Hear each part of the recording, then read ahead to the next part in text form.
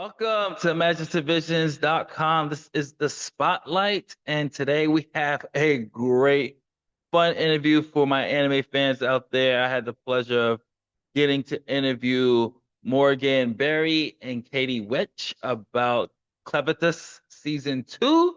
So we are going to be talking about characters, plots, completely spoiler-free, folks. So sit back and enjoy. And if you like what we do here, don't forget to like, share, subscribe, hit that notification bell. Later days. Hi. Good. How are you? Great. And my first question is this.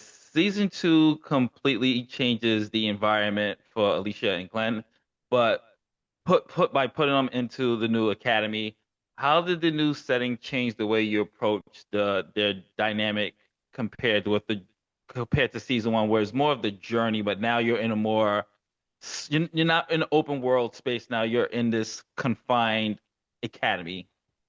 Mm. Klen is forced to talk to more people, probably more than he wants to, but Exactly. yeah, it is helping him to learn more about humanoid society and learn more about people, uh, a race of beings who are not like him, who is this all-powerful beast. And it's just navigating more of that. And so I feel he will continue to grow, maybe even faster in that character development, learning more about other people and possibly growing in empathy. And who knows, we might see some more really cool tricks from him because he's got some cool powers. And I feel like there's Mhm. just new abilities popping up that pique my interest. Katie? Nice. I feel like we get to see more of Alicia's personality bloom a little bit, and that's really exciting. Um, I think we know her as tough, as strong. She's battle ready. She's a warrior. But I love that we get to see her a little more cheeky and a little more joyful and the we've seen, the back and forth with Klen and Alicia, but now we get to like see her kind of hold her own in more social situations and Hmm. it's probably not something that I don't know my feeling would be that it's not something that she's adjusted to either, so it might be nervous and exciting. Like there's so many new humanity aspects for her that I think makes it very exciting. And speaking of the humanity aspect, and that's one thing I love about the first season, and now even going into transitioning to season 2, especially with Glenn now really having to kind of understand more of what it's like to be morality. With for you, Kate, with Alicia, because she went from just being this warrior, her whole arc was about, her father, but now it's more about kind of really coming into being that hero. And is Mm. that transition something even more that you're allowed to play with and explore? I love that. And I love that you mentioned that before she was kind of doing this for her father, and now this has become her dream. And I think that's really cool because that is the again, she was like, this is what a hero is, and I'm gonna fit into this box. I'm gonna do it for my dad. And then Mhm. Clan, the thing that was supposed to be the completion of the box, shattered it. And so she got to put this back together. Um, and now we see this like whole new perspective of her learning what it is to be her own sort of hero. Um, and how, like we were kind of saying, or we've mentioned before, like there's strength in who you are, and that's something that she is learning throughout this. And once again, it's this relationship with the person that she least expected. That's the thing that's showing her that. And I think a lot of things can be found in unexpected places. And I think this show very much embodies that in the best way. And so there is room, I think, to play with her in terms of her idea of a hero and what that means and how that influences her. There's a lot of space for that, which is awesome. And Morgan, you're playing a character who pretty much does not have any sense of humanity. How can you, or how did you approach something that a character like Klen who kind of does not show any type of emotions whatsoever. Like how was that like trying to find the voice and kind of that energy to convey to the viewers watching that like just like Yeah, I like to focus on Klen's attitude and confidence in himself. He may seem apathetic and cold, but he's also very strategic. He's very smart. And uh, sometimes he seems amused.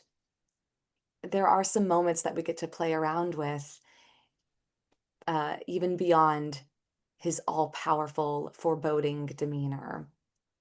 And it definitely grows as time goes on, as they go on this journey.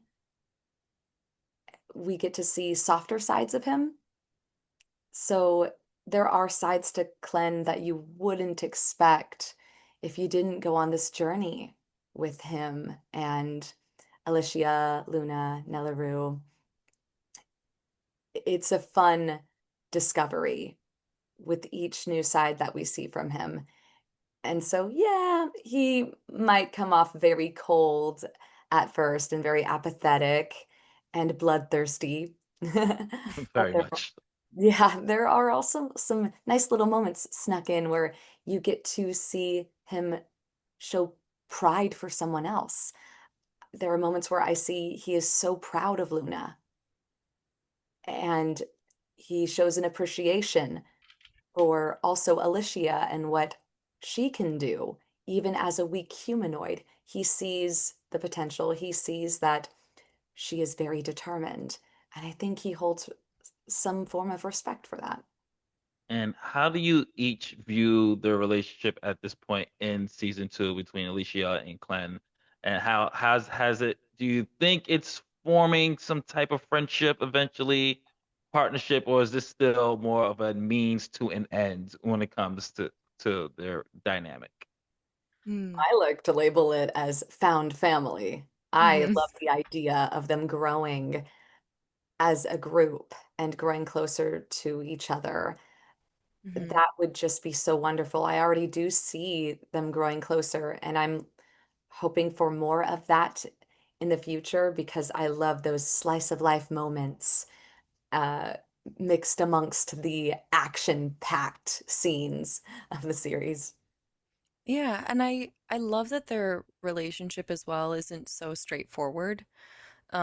Because there is like a level of Alicia being completely beholden to Klen and that he's her lifeline.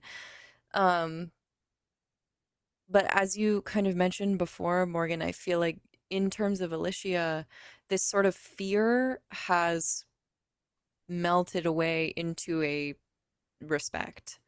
Um, Whereas in the beginning of, the the first season, he's a dark beast. Like he's the enemy, he's the problem. He's like for as angry and loud and brave as she is, like he's still scary and dangerous. And I think she sees him more of a dark beast than as she sees him as Clevatess versus Klen Hmm. in the way that I feel. Um, but as we've gone on, it almost feels to me like she sees him more as Klen and acknowledges Clevitas and is like, yeah, he's real big and scary, and you're gonna talk to him that way, holy moly! But like, it's like it's that as like as you get to know someone, like I feel like that's Klen. That's just Klen, and it's nice because I feel like that familiarity in her language is that respect, and like she does have an obligation to him, but I do think she is. I feel like she also kind of has this duty that she's kind of decided that she will kind of protect her found family, and that's uh I think that's sort of the fluidity of the relationship. I like that it's complicated. And my next questions, both for you as for both as well. Action. What's it like? Because I know, like, when I'm watching it and I'm hearing your voices, the scream, just the energy can you describe how you approach these action scenes? Just like pull back the curtain just a little bit. How do you prepare for something like this when you know it's gonna be like a lot of your vocal power to Hmm. do these particular scenes? Yeah.